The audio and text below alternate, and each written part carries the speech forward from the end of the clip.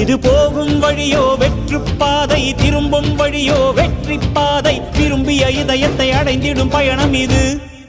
கடல் தாண்டும் பறவைக்கெல்லாம் வழியில் மரங்கள் கிடையாது. ஆனாலும் கண்டம் தாண்டும் சிறகுகள் வலிக்காது.